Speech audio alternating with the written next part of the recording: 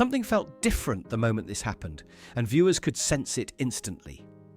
One of radio's most fearless personalities walked straight into daytime television's most guarded arena, and what followed wasn't an interview, it was a reckoning. This wasn't friendly banter or polite disagreement. It was a clash of power, ego, and reputation that no one at that table was prepared for. Before we dive into the video, please like, subscribe, and comment. Now, let's get back to the video. From the second Howard Stern stepped onto the set, the tension was thick enough to feel through the screen. The audience applauded loudly, but it wasn't the usual warm welcome. There was an edge in the air, a quiet warning that something was about to unravel. Joy Behar sat at the table with her arms crossed, wearing that familiar expression long-time viewers recognized immediately. The look that meant confrontation was coming. Joy had made her feelings about Howard very clear over the years. She had criticized his style, his humor, and his influence, repeatedly labeling his work as degrading and inappropriate. This wasn't a neutral booking. This was personal, and everyone in the room knew it. "Well, well, well," Joy said, as Howard took his seat, her tone heavy with sarcasm. "Look who decided to grace us with his presence." The remark wasn't playful. It was calculated. She didn't pause there either, quickly framing him as the man who built an empire on shocking people and pushing boundaries, then firing the real shot by questioning whether he felt responsible for lowering the standards of American media. The table shifted uncomfortably. You could feel the mood change as the other hosts glanced around, clearly sensing things were escalating fast. Whoopi attempted to soften the moment with a more diplomatic welcome, but Joy wasn't interested in balance. She leaned forward, eyes locked, signaling she wasn't here for small talk or courtesy. Howard, meanwhile, looked completely unbothered. He smiled calmly, the same smile that had carried him through decades of controversy, and delivered a response no one expected. He pointed out, plainly and directly, that it was rich coming from someone known for interrupting co-hosts and talking over guests. Then he asked with surgical precision whether he should be taking notes on her approach to standards. The reaction was instant. The audience gasped and the room froze. Joy's face flushed, her jaw tightening as the realization set in. This guest wasn't backing down. She wasn't dealing with someone who would retreat under pressure or stumble over her tone. "Excuse me," Joy snapped, her voice rising. She fired back by invoking seniority, claiming she'd been in the business longer than Howard had been relevant. It was a classic move: assert authority, dismiss the challenge, regain control. Howard didn't flinch. He leaned back confidently and calmly questioned her definition of relevance, pointing out that his show reaches millions daily. Then he delivered the line that sucked the air out of the studio, asking when the last time anyone under 40 had actively chosen to watch the show was. Silence followed. Not awkward silence, total silence. The kind where even the audience stops breathing. Joy's mouth opened, then closed as the weight of the moment hit her. The usual rhythm she controlled so effortlessly was gone. "That's completely inappropriate," Joy stammered, scrambling to recover. She accused Howard of insulting the show's ratings while ignoring that she had just attacked his entire career. Howard didn't raise his voice or lose his composure. He simply pointed out the contradiction. "This is what fascinates me about people like you," he said smoothly. "You can dish it out all day long, but the moment it comes back at you with the same energy, suddenly it's inappropriate." The words landed hard because they were unmistakably true. Joy turned toward her co-hosts, searching for backup, but found none. Sunny stared down at her notes. Sarah focused intensely on her coffee, and the silence spoke louder than words.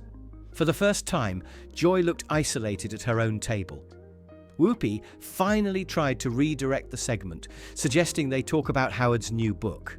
It was a lifeline and everyone saw it, but Joy refused to take it. Her pride had been bruised and she wasn't ready to let it go.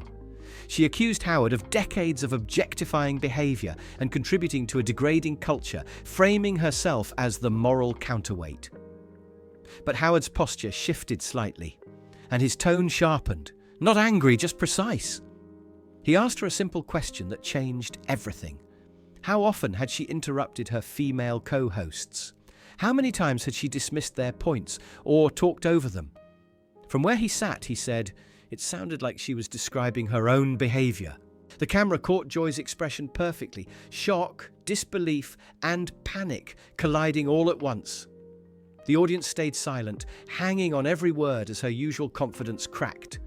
That's not the same thing, Joy sputtered, her rhythm gone.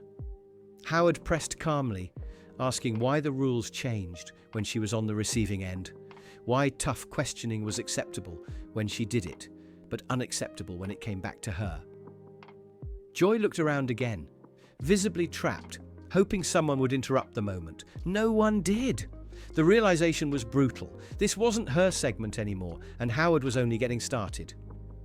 I think there's a difference between asking tough questions and being deliberately provocative for shock value, Joy said, trying to steady herself, her voice tighter than before. It sounded rehearsed, like a line she'd used countless times, but this time it didn't land the way she expected. Oh, absolutely, Howard replied with a nod that almost looked sympathetic. Then he twisted the knife. He said the real difference was honesty, that he had never pretended to be anything other than exactly who he was. He admitted his approach openly, while Joy, he argued, sat at that table every day acting like a moral authority while belittling guests and bulldozing conversations. At least I own my behavior, Howard added calmly. The words echoed through the studio, heavy and unavoidable. The tension was unbearable now. Joy's hands visibly shook as she reached for her water glass, knocking it slightly before gripping it tightly.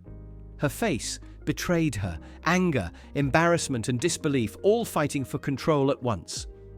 She set the glass down harder than necessary, the sound sharp in the silent studio. Howard didn't pause or soften his delivery. He leaned in again, conversational but lethal, and brought up moments from her own show. Times she mocked a young actress's outfit, times she made personal jokes about a politician's appearance. "What did you call her?" he asked pointedly. "A fashion disaster who needed an intervention." The words hung in the air like a replay. No one could mute. Joy tried to speak, but nothing came out. The other hosts exchanged glances, each one visibly uncomfortable as the spotlight shifted further and further away from Howard and directly onto Joy. "And the week before that," Howard continued, "didn't you spend 10 minutes joking about someone's weight?" He pointed out the contradiction plainly, how it was suddenly acceptable when done under the banner of commentary. "That's not the same thing," Joy finally said, her voice strained and thinner now. She insisted it was about accountability, about holding public figures responsible. "Accountable for what exactly?" Howard asked, leaning back with a knowing smile. "Their clothes, their bodies, their appearance?" He let the question sit, then added that honesty would go a long way. "Doing it for laughs and ratings was fine," he said. "Just don't pretend it's something nobler." Sarah tried to jump in, sensing the imbalance growing worse by the second.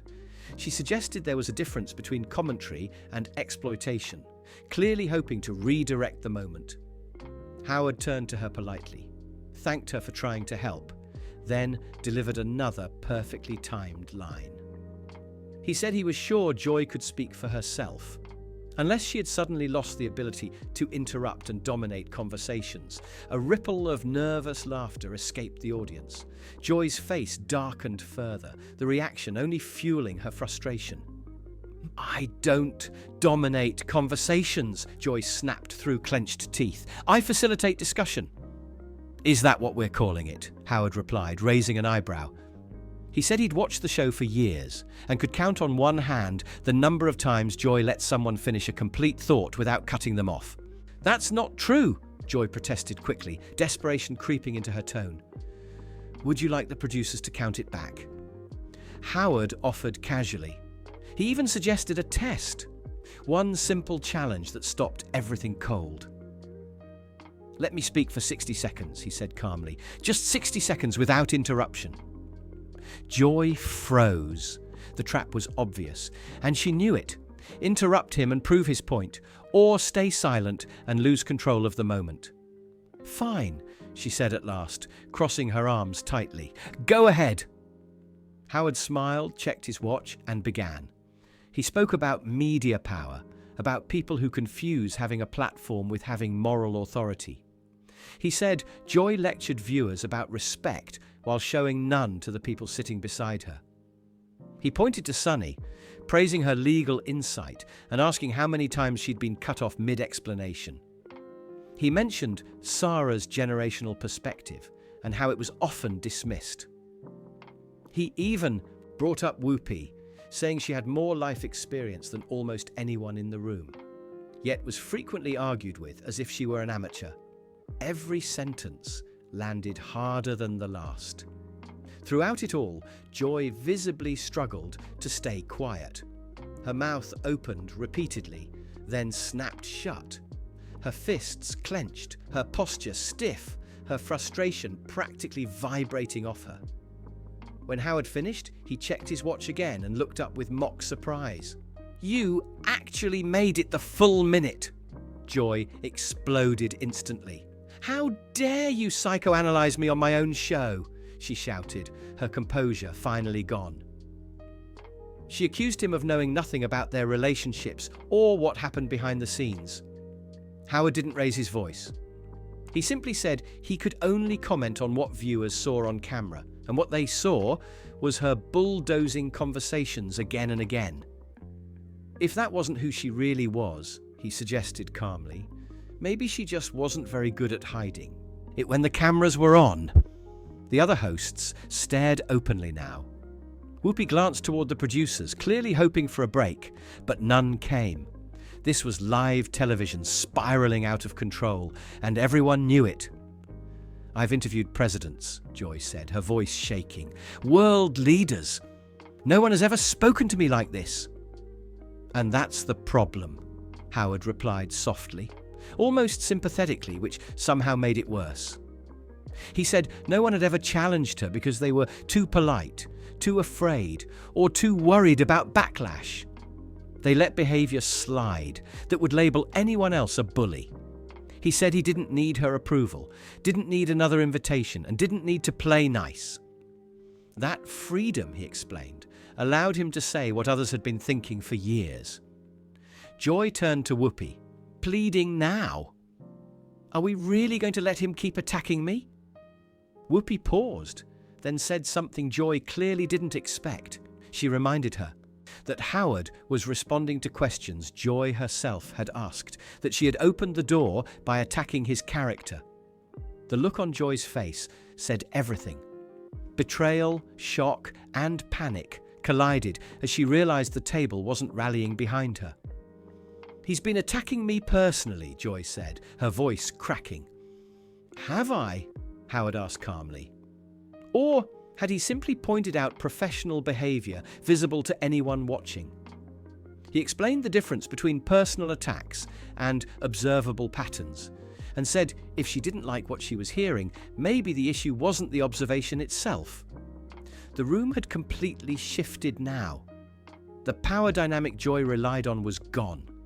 What began as an attempt to dominate a guest had turned into a public unraveling, and everyone watching could feel it. The atmosphere in the studio had shifted so completely that it no longer felt like a talk show at all. It felt like a reckoning unfolding in real time, and everyone sitting at that table knew it. Joy looked around once more, searching for an ally, but what she found instead were averted eyes and stiff postures. No one was rushing to save her now. "You know what, Howard?" Joy said, her voice sharper, but noticeably thinner than before. "Maybe the real issue here is that you're just another entitled man who can't handle being challenged by a strong woman." For the first time since he sat down, Howard looked genuinely surprised.